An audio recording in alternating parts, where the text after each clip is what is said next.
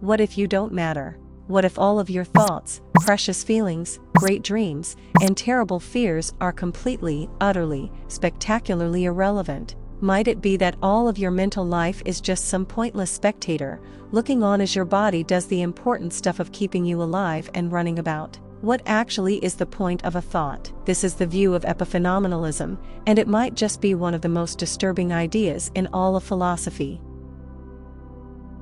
On any given day, we will make thousands of decisions and perform countless actions. We will move our legs to walk, open our mouths to eat, smile at our friends, kiss our loved ones, and so on. Today, we know enough about neuroscience and physiology to give a complete and full account of how this happens. We can point to the parts of the brain that activate, the route the nerve signals will take up and down the body, the way the muscles will contract, and how the body will react. We can, in short, give a full physical account of everything we do. The question, then, is, what is the point of our consciousness? If we can explain all of our behavior quite happily, or sufficiently, as philosophers like to say, with physical causes, what is there left for our thoughts to do? Anthropologist Thomas Huxley argued that our thoughts are a bit like a clock's chime at the hour. It makes a sound, but it makes no difference at all to the time. Likewise, our thoughts and subjective feelings might be very nice and appear very special to us, but they are completely uninvolved.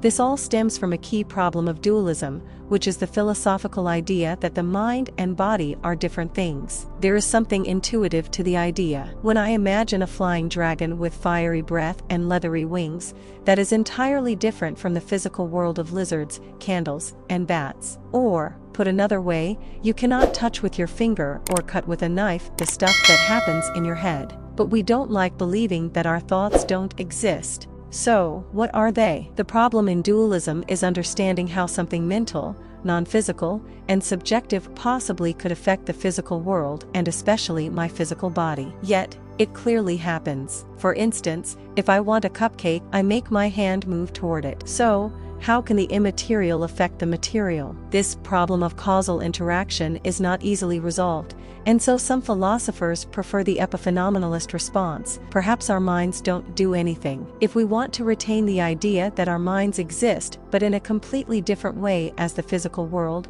then it might be more palatable to jettison the idea that they do anything at all.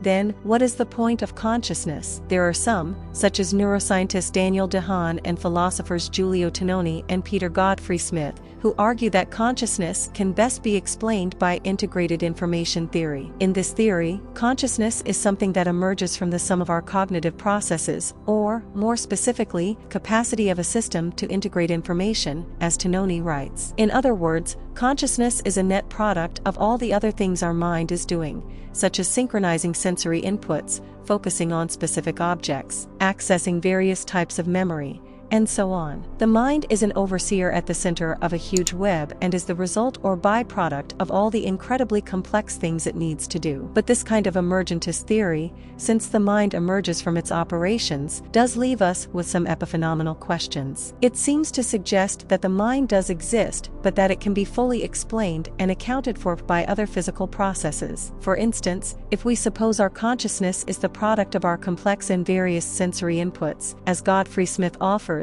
then what does conscious thought actually add to the equation that our sight, smell, interoception, and so on are not already doing? By analogy, if a traffic jam is just the term for a collection of stationary cars and trucks, what does the concept traffic jam add that all those vehicles don't already provide? A traffic jam has no causal role to play. This is not to say that consciousness is a mistake or without value. After all, without it, I would not be me and you would not be you. Pleasure would not exist. There would be no world at all. We cannot even imagine a life without consciousness. And epiphenomenalism does believe that physical events, like our synaptic sparks and neuronal interactions, do cause our mental events. But if epiphenomenalism is correct, it means that our thoughts don't add anything to the physical world that isn't already ongoing. It means that we are locked in our heads. All the thoughts and feelings are ultimately pointless or nonsense. We are like children pretending to drive a car. It can be great fun, but we are really not in charge.